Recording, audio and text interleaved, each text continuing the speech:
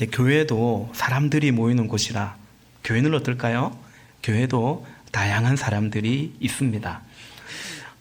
또 어찌 보면 그것이 좋은 교회입니다.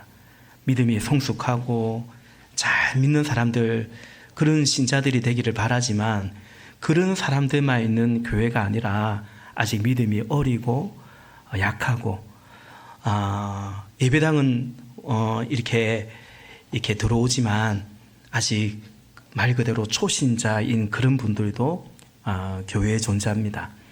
믿음 따라서 인격적으로도 변화되고 성숙한 사람이 있는가 하면 또 그러지 않은 사람들도 교회에 있습니다. 믿음이 강한 사람도 있고 믿음이 약한 사람들도 교회에 있습니다. 고린도 교회도 그랬습니다.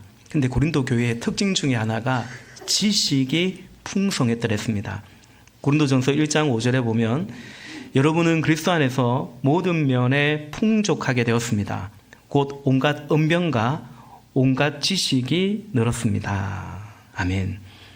이처럼 고린도 교회 안에는 특별히 지식, 이 말하는 지식은 성경 지식이 당연히 포함됩니다.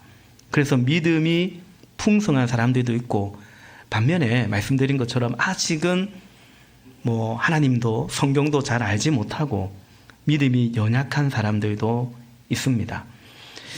고린도 교회가 그러했고 오늘 이 땅의 교회들, 우리 교회도 당연히 그러합니다. 좀 더 아는 사람, 좀 더 믿는 사람이 있고 그러지 못한 분들도 계신 것입니다.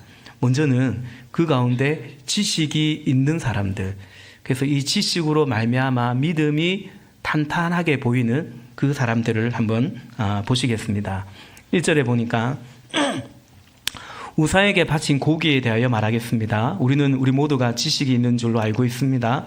지식은 사람을 교만하게 하지만 사랑은 덕을 세웁니다. 아멘. 특별히 오늘 본문에서 바울이 말하는 지식은 뭐냐면 우상에게 바친 고기에 대해서, 더 나아가 우상에 대해서 말하고 있습니다. 그러니까 요즘으로 따지면 제사상에 바친 음식 그거 먹어도 되나? 그거 먹으면 안 되는가?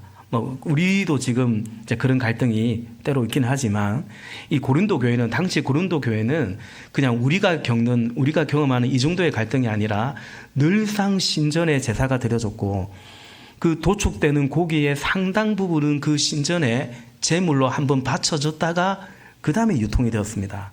그래서 그걸 제외하면은 먹을 고기가 잘 없는, 그래서 이들이 실제적으로 굉장히 어려움이 되고 불편함이 되고 그런 이제 정황이 그러했습니다. 그 가운데 이 우상 신전에 바친 고기를 먹어도 되냐? 어떤 사람들은 뭔 상관이냐? 먹어도 되지. 우리는 하나님 믿지 우상 믿는 가인데 제사상에 바친 음식 그 사람들이야 제사 지냈지만 우리는 그게 절한 것도 아니고 그런 마음도 아닌데 어디까지나 그 잘 차려진 음식, 맛있는 음식 먹어도 되지. 또 이렇게 생각하기도 하고 왠지 찜찜하고 그거 먹으면 안 될 것 같다 이렇게 생각하는 사람도 있고, 이 고린도 교회도 그랬습니다. 지식이 있는 거예요. 우상에게 바친 고기 먹어도 되나 안 먹어도 되나, 먹으면 안 되는가, 지식이 있고. 근데 이 지식은 당연히 뭐가 있어야 될까요? 도대체 우상이 뭐냐? 우상이 뭔데?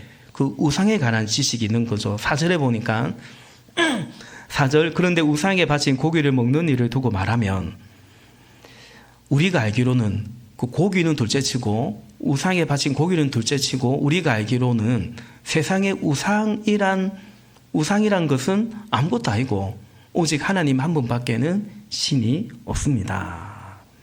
그러니까 이런 지식, 그리고 그 지식에 근거한 믿음을 가진 사람이 있는 거예요. 우상 그 뭡니까? 우상 아무것도 아니라는 거죠.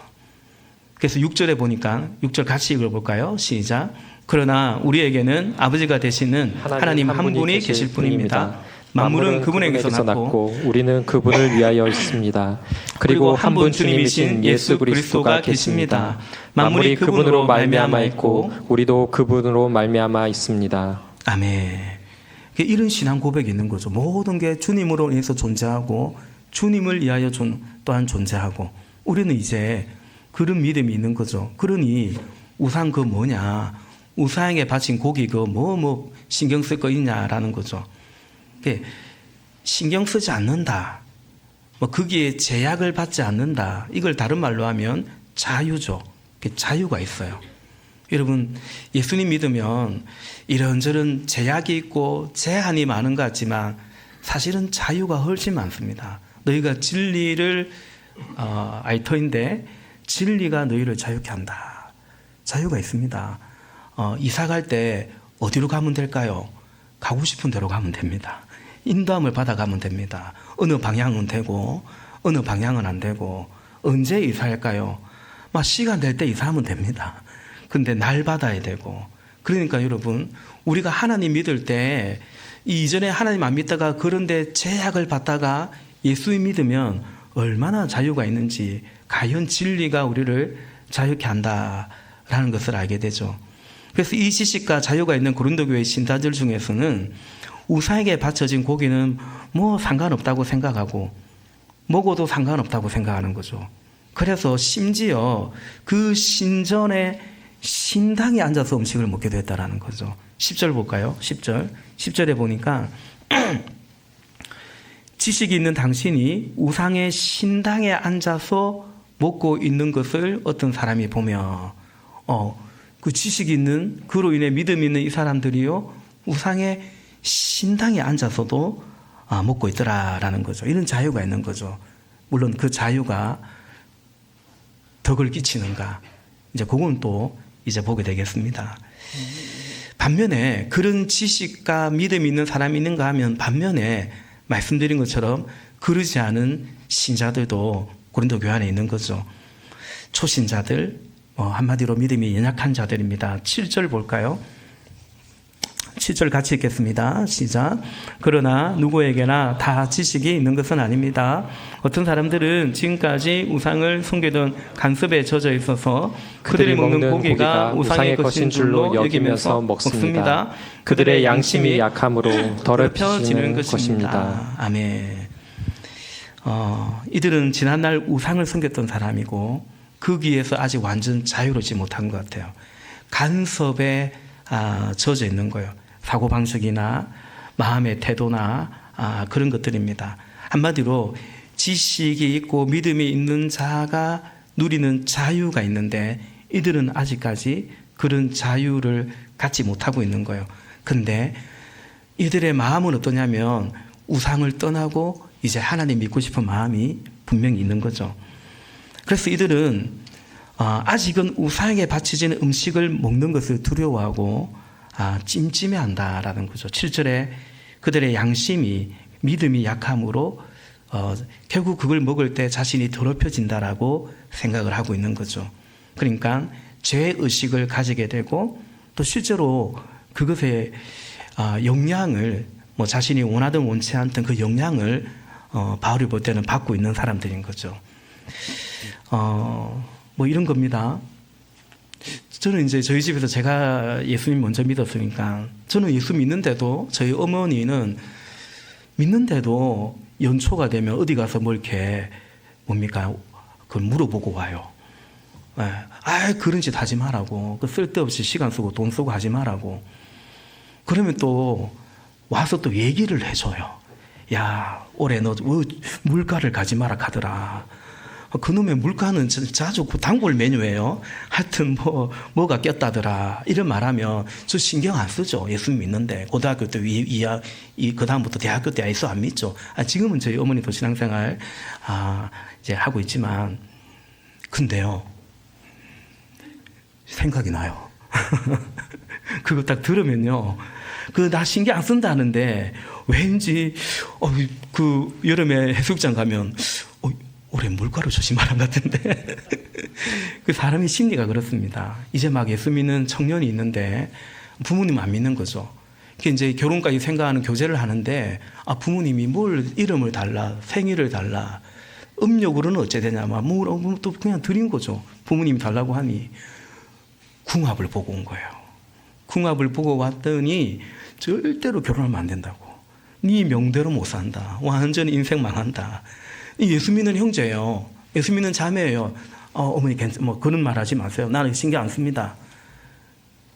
신경 안 씁니다 했는데 뭔가 다투기라도 하면 뭔가 일이 안 되는 것 같으면 내가 이 자매를 만나서 그런 건가? 내가 이 형제를 만나서 그런 건가? 막상 들으니 찜찜하고 또 한편으로는 내가 예수 믿는데 왜 이런 마음이 들지? 죄책감이 들기도 하고 그런데 어쨌든 자꾸 생각나기도 하고 마음이 남는 거죠. 그게 뭐예요? 그게 믿음이 연약한 거예요. 근데 예수님 오래 믿어도 이렇게 믿음이 연약한 분들 사실은 있습니다. 근데 그거 오래 믿어도 계속 그러면 그냥 연약하다고만 하면 안 되죠. 회개해야 되는 거죠. 근데 여기 믿는 자들이 자유롭게 고기를 먹고 심지어 신당에서도 먹어요. 그러니까 그런 사람들을 보니까 이제 막 믿는 사람들이 뭐 상관없나 보네. 저 목자님도 먹네. 저 집사님도 먹네. 이러면서 용기가 생기더라는 거예요. 뭐 집사님도 먹는데 이러면서 먹고 이러면서 마시고 그런 거예요. 이제 예배당 이제 예수 믿고 술 끊어야지라고 생각했는데 어느 날 고유 집사님이 그냥 뭐 와인 한 잔 정도 괜찮다고 홀짝 마시는 거예요. 오늘 음식이 좋은데 와인 곁들여 한 잔 하자고 마시는 거예요. 그랬더니 이 사람이 어떤 용기와 믿음이 생기냐면 저 집사님도 먹는데 저 우리 목사님도 먹는데 이러면서 끊으려고 했던 술을 다시 이제 홀짝 이래 먹는 거죠. 다음 주에 이 주제를 조금 더 최은기 목사님 말씀을 통해서 좀 더 제가 다루고자 하는데요. 여러분 그 유럽의 와인 이런 것은 프랑스 사람들은 음식 먹을 때 거의 와인을 먹는다고 해요. 또 독일 사람들은 그렇게 맥주를 음료처럼 마신다고 하죠. 근데 그 와인은 음식의 맛을 더 만나게 하는 그런 거라고 한다면 우리나라 사람들이 마시는 술은 그렇지 않습니다. 그래서 여러분 음식의 맛을 내고다 한잔 하는 게 아닙니다. 술 맛을 좋게 하기 위해서 음식을 같이 먹잖아요. 그게 뭡니까? 그게 안주잖아요. 안주. 우리나라 사람들은 술 시키고 안주를 시킵니다. 그러니까 거의 중독성이 강하다라고 볼 수 있죠. 10절에 보니까 지식이 있는 당신이 우상의 신당에서 앉아서 먹고 있는 것을 어떤 사람이 보면 그가 약한 사람일지라도 그 양심에 용기가 생겨서 우상에 바친 고기를 먹게 되지 않겠습니까? 11절 그러면 그 약한 사람은 당신의 지식 때문에 당신이 괜찮다고 하는 그 믿음 때문에 망하는 것입니다 라고 말하죠. 그러니까 저 사람도 먹는데 뭘 이러면서 그러나 아직 약한 양심과 믿음으로 그걸 먹다 보면 마음이 상하고 결국 믿음이 주저앉게 되고 자칫 실족하게 된다. 그걸 경고하고 있는 거죠. 12절에 보니까 이렇게 여러분이 형제 자매들에게 죄를 짓고 그들의 약한 양심을 상하게 하는 것은 그리스도께 또 죄를 짓는 것입니다. 말하고 있죠. 여러분 이것이 고린도 교회 안에서 일어난 일입니다. 바울은 이것을 지적하면서 결국 이건 현상이고요. 우리가 이 이해를 돕기 위해서 저도 말씀드린 거고 이 상황 가운데 어떻게 하는 것이 옳으냐 어떻게 하는 것이 합당하냐 오늘 바울이 그 얘기를 하는 거죠. 그것이 오늘 이 8장에서의 메시지입니다. 바울은 묻습니다. 당신의 지식과 믿음은 덕을 세우는 것입니까? 아니면 당신의 지식과 믿음으로 인해서 교만에 빠지고 있냐 그 얘기를 하죠. 여러분 1절에 보니까 1절에 이렇게 말하죠. 우리 모두가 지식이 있는 줄로 알고 있습니다. 지식은 사람을 교만하게 하지만 사랑은 덕을 세웁니다. 이렇게 말합니다. 지식을 사람을 교만하게 하지만 사랑은 덕을 세운다. 그러니까 여러분 원래 지식은 바른 믿음을 세우는 거잖아요. 말씀을 많이 알면 알수록 믿음이 좋아집니까? 믿음이 나빠집니까? 믿음이 좋아지죠. 근데 이 지식을 우리가 잘못 프로세스하면 교만해지고 교만에 빠지고 오히려 다른 사람을 오늘 본문에 있는 것처럼 넘어지게 할 수도 있다라고 말하는 거죠. 바울은 1절에서 사실은 결론 같은 말을 하고 있죠. 우리의 지식과 믿음이 교만 쪽으로 가면 안 되고 어디로 가야 되냐? 사랑으로 가야 되고 그 사랑으로 인해서 덕을 끼쳐야 된다. 누군가를 세워야 된다라고 말하고 있습니다. 2절에서도 이것을 경계하고 있어요. 2절 자기가 무엇을 안다고 생각하는 사람은 아직도 그가 마땅히 알아야 할 방식대로 알지 못하는 사람입니다. 라는 거죠. 그래서 여러분 오늘 자연스럽게 우리의 믿음, 여러분 우리 다 믿음 생활을 하는데 나의 믿음을 돌아보았으면 좋겠습니다. 다시 말해서 우리는 오늘도 말씀을 듣고 있잖아요. 우리가 말씀을 읽고 듣고 배우고 하는데 이 지식이 그로 인한 믿음이 사랑으로 덕을 세워가는가 그래야겠죠. 그걸 이제 소원하면서 오늘 말씀을 이어가겠습니다. 여러분 바른 지식과 믿음은 말씀드린 것처럼 우리에게 자유를 줍니다. 무엇에 매이지 않는 자유를 줍니다. 8절 말씀 볼까요? 8절 같이 읽겠습니다. 시작. 그러나 우리를 하나님 앞에 내세우는 것은 음식이 아닙니다. 음식을 먹지 않는다고 해서 손해볼 것도 없고 먹는다고 해서 이로울 것도 없습니다. 아멘. 음식을 아직 믿음이 약한 사람들은 음식을 먹어야 되나 말아야 되나 갈등이 많은데 이제 믿음 진리 안에서 자유한 사람들은 갈등이 없어요. 음식을 먹지 않는다고 해서 손해볼 것도 없고 먹는다고 해서 이룰 것도 없다. 뭔 말입니까? 한마디로 상관없다라는 거죠. 뭐 그런 거 내게 별로 중요하지 않다. 이렇게 말하는 겁니다. 이것이 우리가 신앙생활할 때 믿음이 우리에게 주는 자유이고 축복입니다. 이유는 뭡니까? 8절에 우리를 하나님 앞에 내세우는 것은 이렇게 말하죠. 그러니까 우리가 하나님 앞에 있는데 또 궁극적으로 하나님 앞에 다 드러나게 되고 하나님 앞에 서게 될 것인데 이게 뭐죠? 이게 믿음이죠. 이게 뭘 믿는 겁니까? 하나님을 믿는 거잖아요. 근데 그냥 관념 정도가 아니고 하나님 앞에 살아가는 거예요. 그리고 궁극적으로 우리 계속 7장에서 본 것처럼 이 모든 것은 사라질 것이고 하나님 앞에 서게 되는 그 날이 있을 거라는 거죠. 아멘이십니까? 이게 우리 믿음이잖아요. 이게 믿음이잖아요. 이 믿음이 있는 자에게 뭐가 주어지냐면 자유가 있는 거예요. 별로 상관없다. 뭐 그리 중요한 거 없다. 우리 앞장 7장에서 바울이 사실은 계속 말한 게 그겁니다. 예. 다른 것에 제약을 받지 않습니다. 그거 꼭 되면 좋지만 안 돼도 별로 상관없는 거죠. 그거 있으면 좋지만 없어도 별로 상관없는 거예요. 그게 있다가 없어졌지만 아쉽긴 하지만 그렇게 중요하지 않아요. 왜요? 하나님이 훨씬 중요하기 때문에. 하나님 앞에 살아간다는 이것이 압도적이기 때문에 다른 어떤 것을 그냥 초월해버리는 거죠. 그래서 그 음식 안 먹어도 별 손해 없고 먹는다고 해서 그래 이로울 거 없고 그거 그리 중요하지 않다. 매이지 않는 거예요.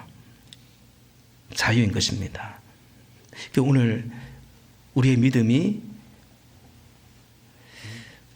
어떠한지 나는 하나님 믿는데 쩔쩔 매는 건 아닌지 이거 없으면 안 될 것 같고 이거 안 되면 큰일 날 것 같고 못 살 것 같고 여기 합격 못하고 떨어지면 내 삶은 이제 없는 것 같고 누구랑 결혼 못하면 나는 못 살 것 같고 너무 극단적인 얘기인가요? 예. 그러니까 여러분 그것이 별로 중요하지 않다. 상관없다. 이게 믿음의 결과물입니다. 우리가 누리는 믿음의 효능감입니다. 자유죠. 근데 여기서 한 걸음 더 나가봐야 됩니다. 그건 뭐냐면 우리는 이 자유가 어디를 향하냐면 나의 자유가 방종으로 나가지 않고 나의 자유가 진리 안에서 우리에게 주어진 자유가 절제를 향해서 나가는가. 바울이 그 얘기를 하고 있죠. 9절입니다. 9절 같이 읽어보겠습니다. 시작. 그러나 여러분에게 있는 이 자유가 약한 사람들에게 걸림돌이 되지 않도록 조심하십시오. 아멘.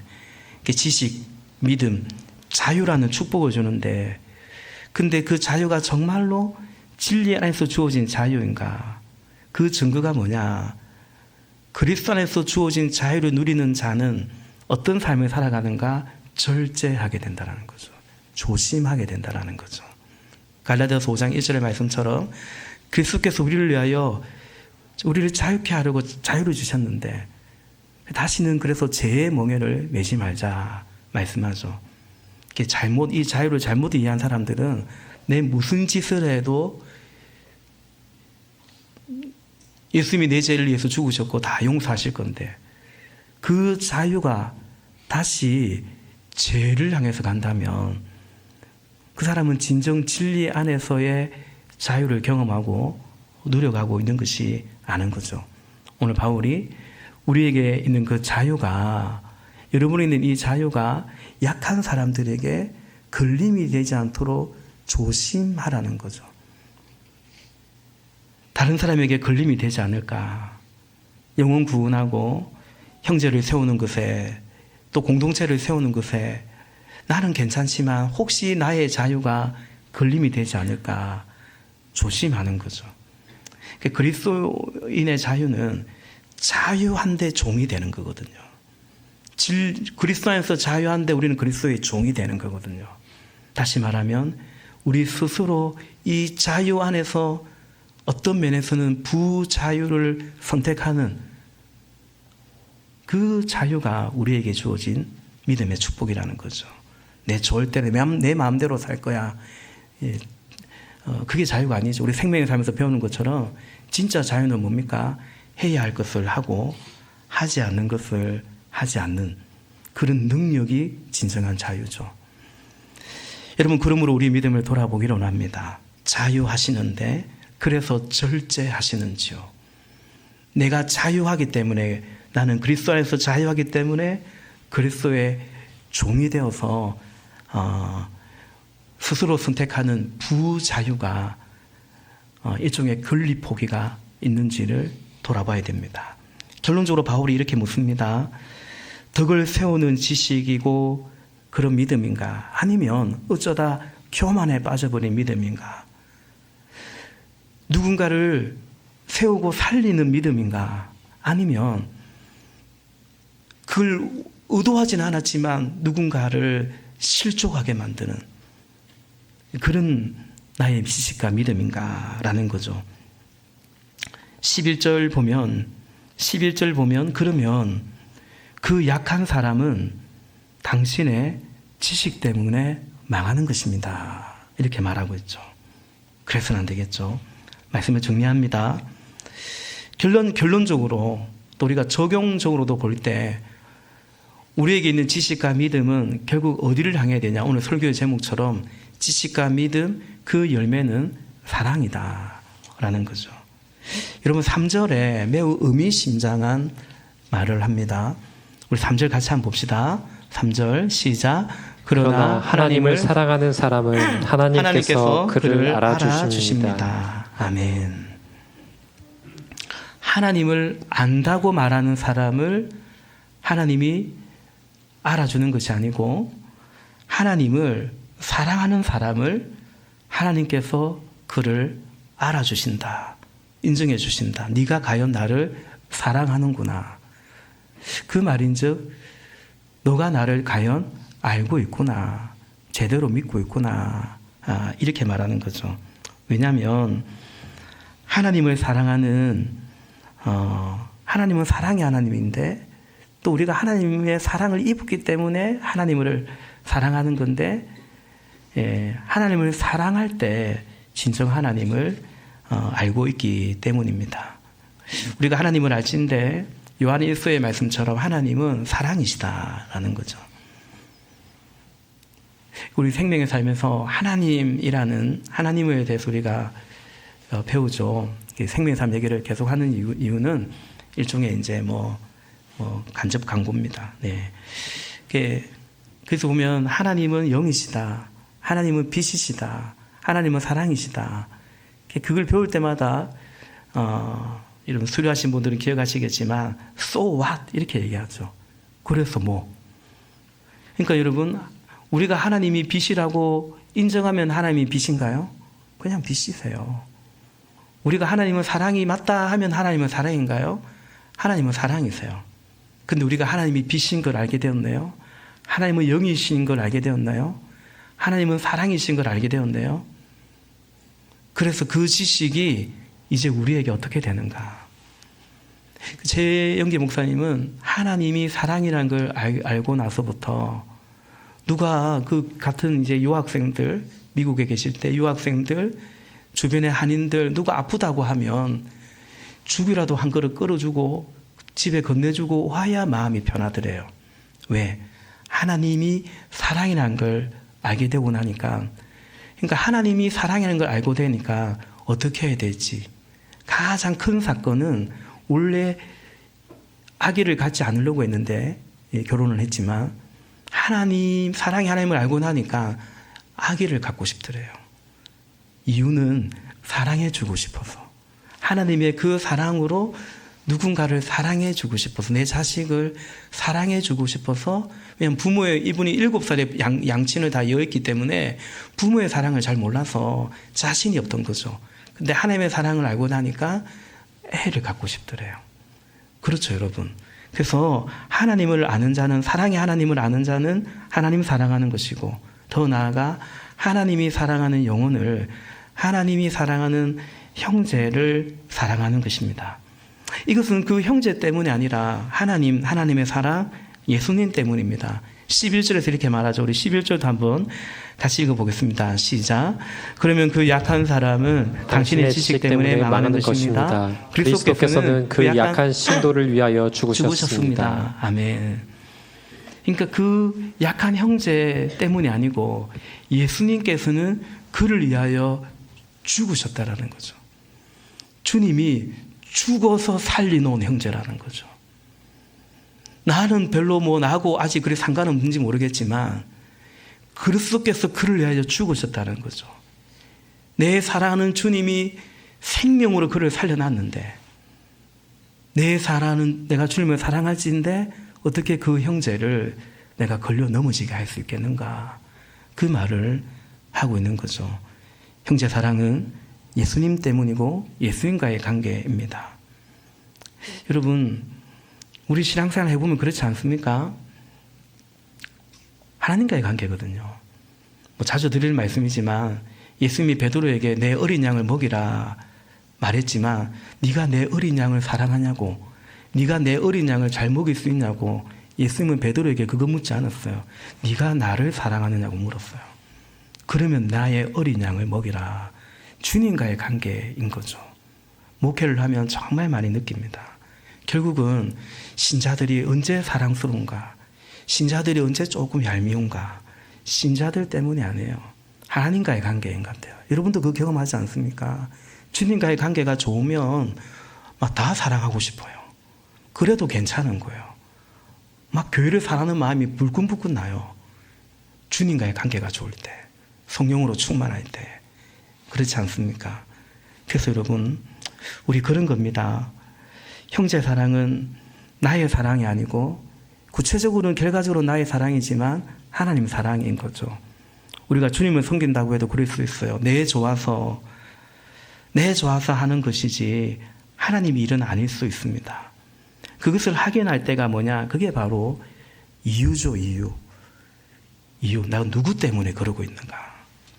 내 마음에 들어서인가? 하나님이 원하셔서인가? 여러분, 고린도전서에서 계속 제가 같은 말을 하는 게 아니고요, 바울이 계속 같은 말을 사실은 하고 있습니다. 최영기 목사님 얘기 나왔으니까, 어느 목사님이 최영기 목사님께 메일을 보냈어요. 언젠가 말씀드린 것 같기도 한데, 공개적인 컨퍼런스에서 그분이 얘기한 것이어서 제가 나눕니다. 그 교회를 나름 꽤 오랫동안 사역을 하신 거예요. 교회도 제법 많이 성장했어요. 근데 가정교회 하는 목사님인데, 제가 이제 이 교회를 그만 사임해야 될 것 같다고 메일을 보냈어요.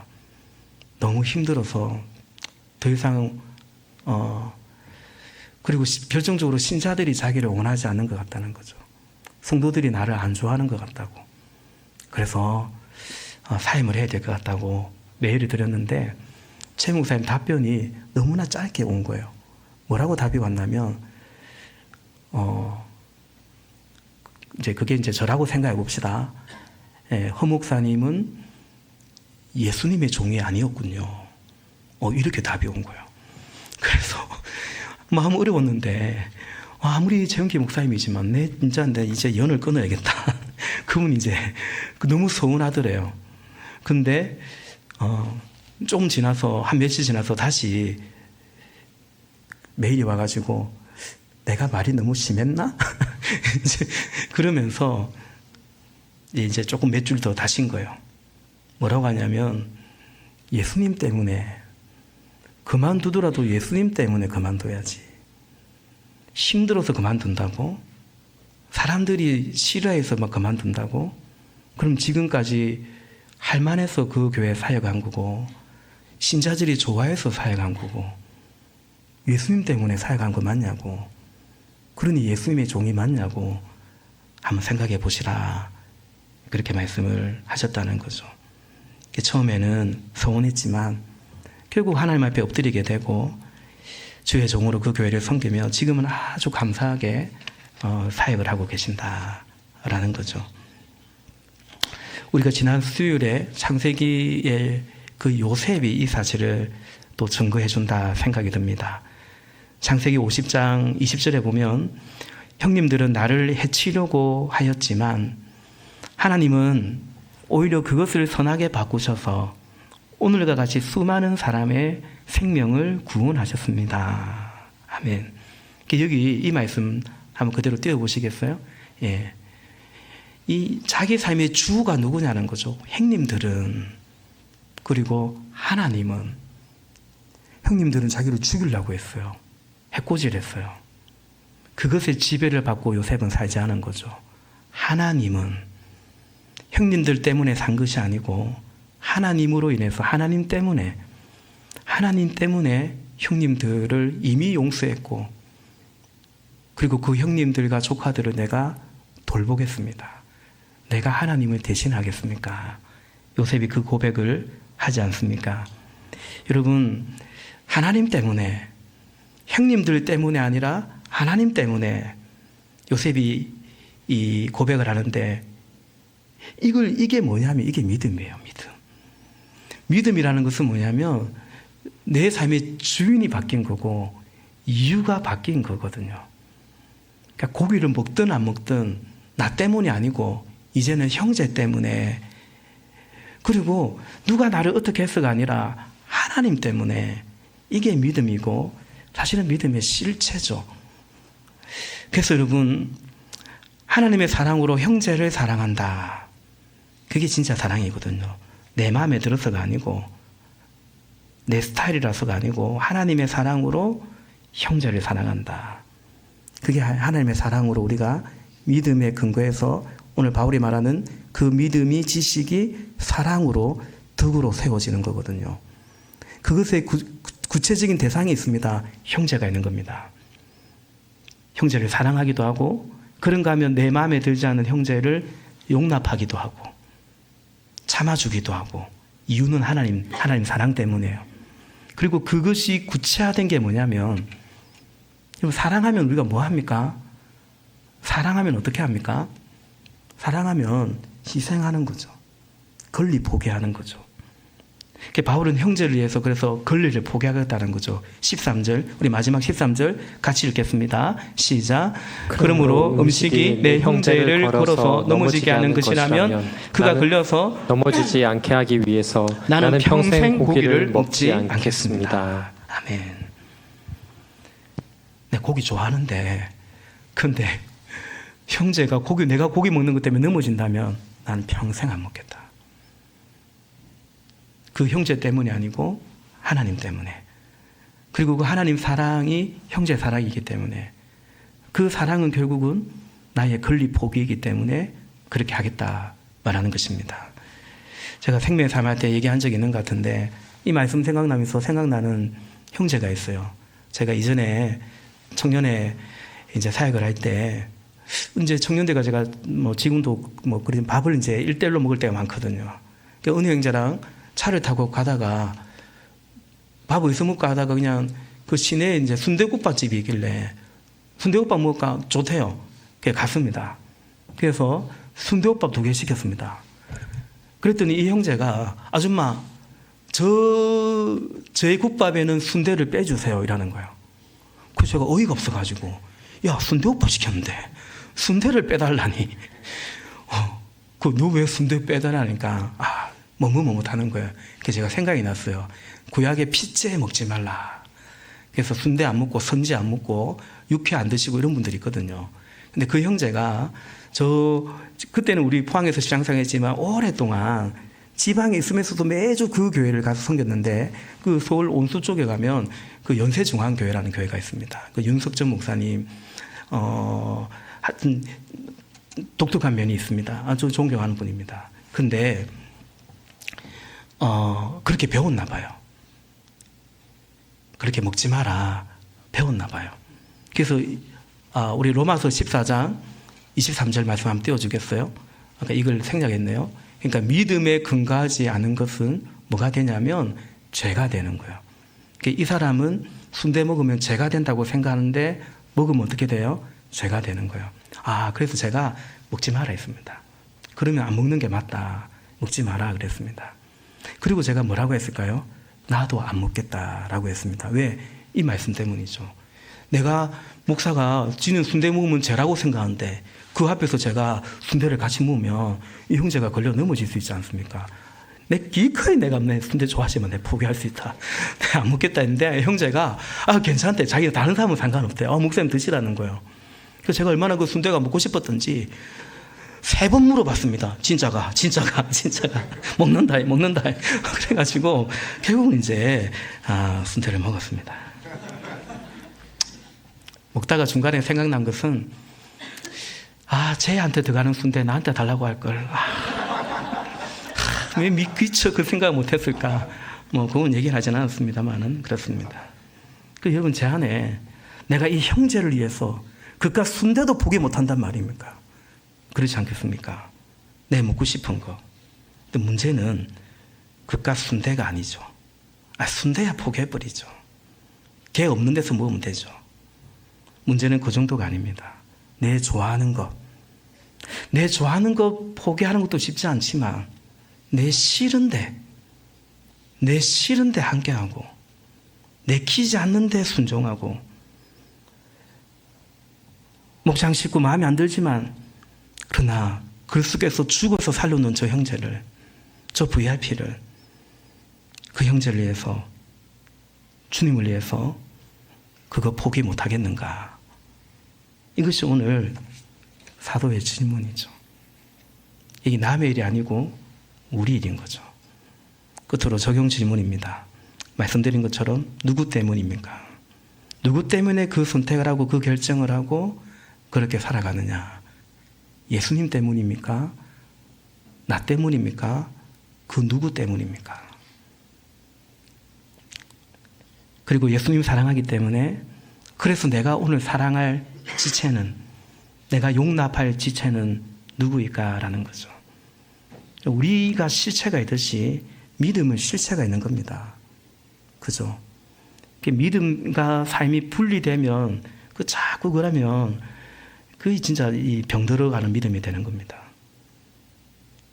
그래서 하나님 계시고 하나님 사랑하는 것도 분명하고 그래서 형제를 사랑하고 용납하는 것도 분명하고 그렇다면 그 형제를 위해서 나는 무엇을 내어줄 것인가?